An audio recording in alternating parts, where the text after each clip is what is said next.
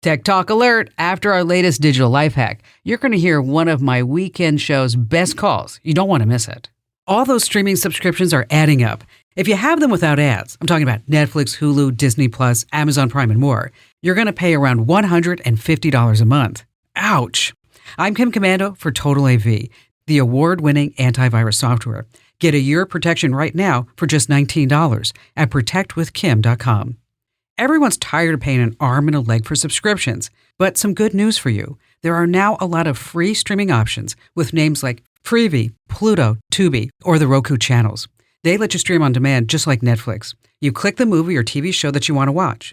Now there is a cost. You have to sit through a few ads, usually 3 to 5 per half hour.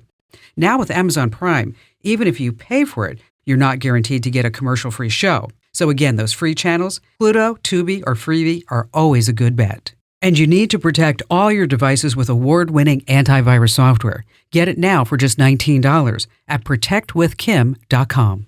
Now, check out this amazing call from the show. It's a real gem. So Gene in Yakima, Washington, what's going on? Well, I have a question about the new satellite launches from Starlink and T-Mobile. Mm-hmm.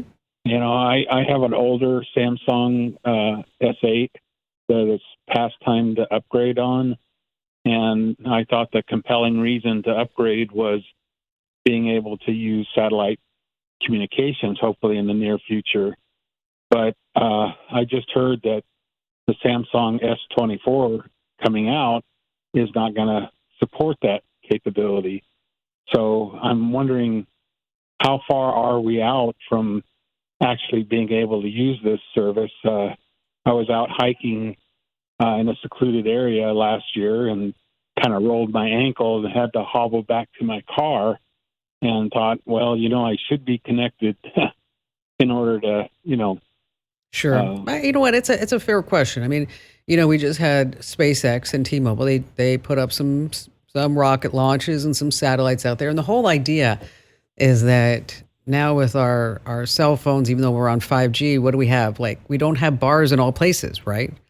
And so the whole idea is that we can have a satellite connection in a rural area, which we all know that the iPhone 14 Plus 15 has, with an SOS connection, saved countless lives. We hear about it, seems like every other week or every other day sometimes, about somebody being saved because they fell or they got in a car accident or wherever it may be, and they had no other means to contact somebody.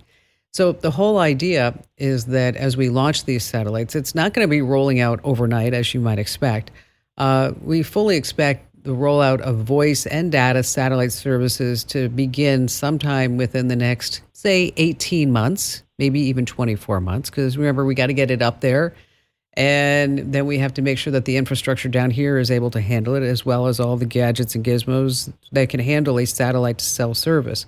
It's still in the testing phase. And as far as when it's going to roll out, we also have, what do we have to deal with as well, Gene? You know what it is.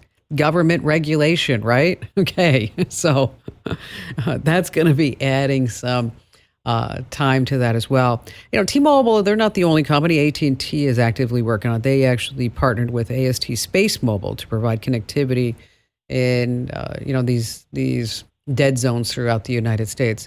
But I will encourage you that if you are hiking by yourself, especially, and you are going into an area that doesn't have a strong cell connection, is that you carry what's called a spot satellite receiver. Have you ever looked at those, or maybe one by Garmin? Yes, I have. And so my hope was to avoid the monthly service fees and the cost of an additional device, because what I originally heard was that the technology was going to be available sooner. I mean, I thought the announcement last year about this initiative was that the testing would be completed by the end of 2023.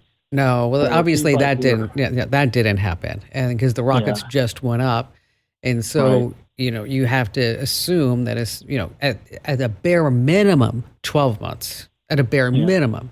I'm saying 18 months. At least 18 months. And so if you're looking...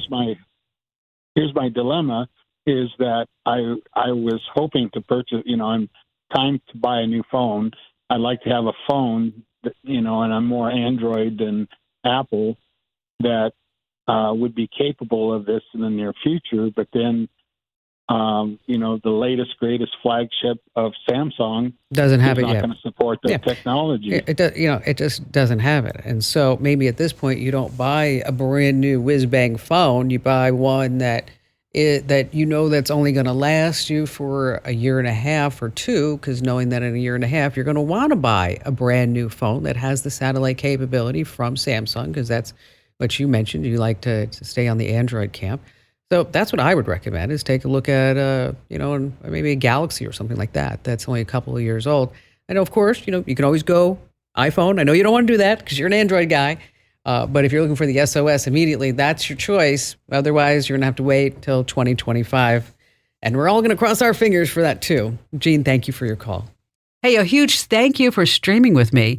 Now, if you're puzzled about something techie, I'm your gal. Just find the Email Kim link over at Komando.com and let those questions fly away. Now, every email gets my eyeballs, I promise. And keep your digital life in the know. Be sure you sign up for my free newsletter over at GetKim.com.